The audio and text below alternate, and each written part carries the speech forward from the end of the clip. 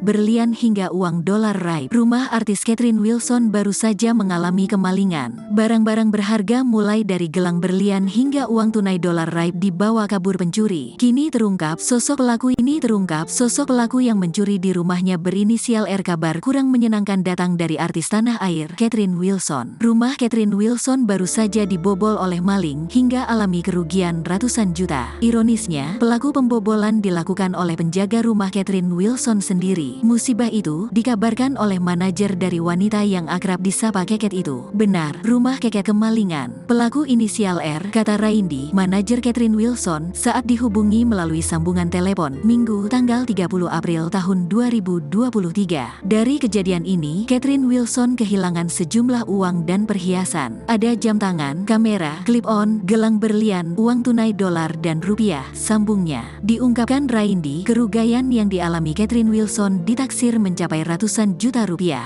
Gelang emas bercampur berliannya kalau dirupiah